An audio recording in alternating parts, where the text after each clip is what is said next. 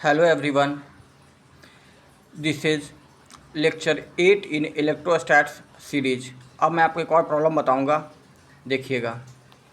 Question क्या दिया हुआ है कि एक इक्विलैटरल ट्रायंगल है ए बी सी। तीनों जो वर्टेक्स है वो क्या है, ए बी और सी। ए पर प्लस क्यू चार्ज रखा हुआ है, बी पर क्यू डैश चार्ज रखा हुआ है और सी पर 2q चार्ज रखा हुआ है। और इस इक्विलैटरल ट्रायंगल का जो साइड है उसका लेंथ l है, ठीक है।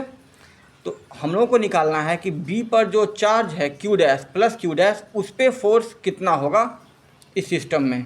तो भाई सिस्टम में दो ही चार्ज है b के अलावा, a और c पर, तो यही दोनों इस पर फोर्स लगाएगा।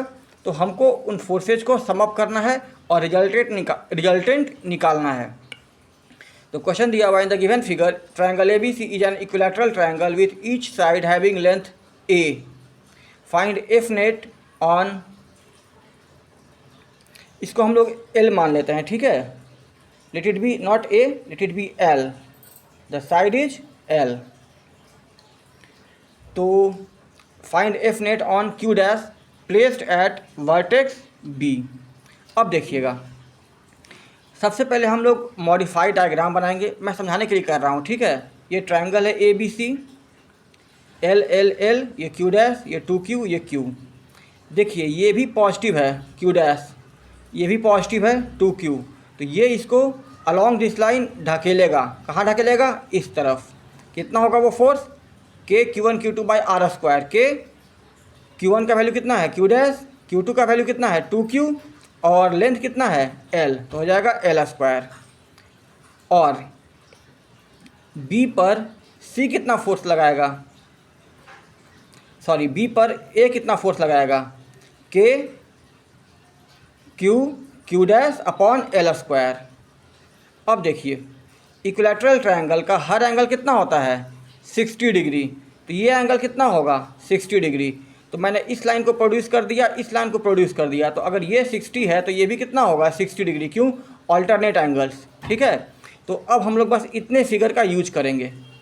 अब समझिएगा, ये जो के Q dash by L square है, इतना लंबा चौड़ा लिखने में हमको मज़ा नहीं आ रहा है, इसको मान लेंगे एफ, ठीक है। तो अब देखिए जो ये लिखा हुआ है वही चीज़ यहाँ भी लिखा हुआ है, सिर्फ एक एक्स्ट्रा क्या है 2। तो अगर इसको f मान लेंगे तो ये भी कितना हो जाएगा 2f। तो देखिए ये f लगेगा, इधर क्या लगेगा 2f, और इन दोनों का रिजल्टेंट कहीं बीच में होगा। आप वेक्टर में जानते होंगे कि जब दो वेक्टर को सम अप करते हैं तो जो रिजल्टेंट होता है कहीं बीच में होता है। तो वो रिजल्टेंट जिस वेक्टर का मैग्नीट्यूड ज़्यादा होता है उसके तरफ झुका रहता है ज़्यादा, ठीक है। तो रिजल्टेंट जो है वो 2f के तरफ ज़्यादा होगा, यानी कि ज़्यादा झुका हुआ होगा।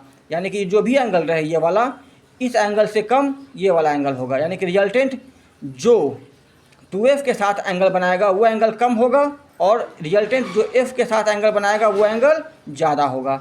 तो मैं बता चुका हूँ कि k q dash by L square को f मान चुका हूँ। तो 2kq into Q dash by L square को 2f वो बन जाएगा।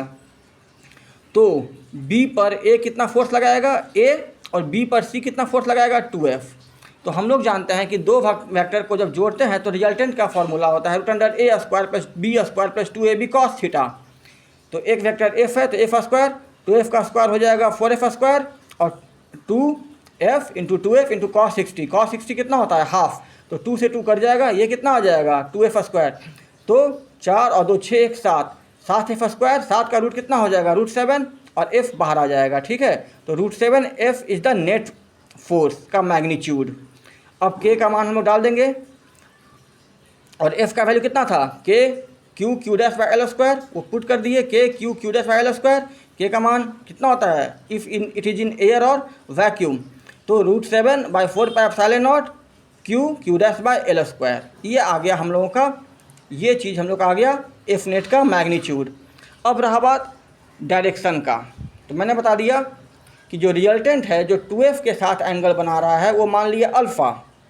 तो आप लोग वेक्टर में पढ़े होंगे कि अगर ये रिजल्टेंट a के साथ अल्फ़ा बना रहा है तो अल्फ़ा का वैल्यू कैसे निकालते हैं, tan alpha is equal to b sine theta by a plus b cos theta, ठीक है। अगर ये a के साथ बना रहा है और ये वेक्टर b है तो क्या होगा tan अल्फ़ा का value b sin theta by a plus B cos theta, where theta is the angle between the two vectors. तो यहाँ पर वो दोनों वैक्टर के बीच में एंगल कितना है 60, और मैंने एंगल माना है 2f के साथ जो रिजल्टेंट बना रहा है।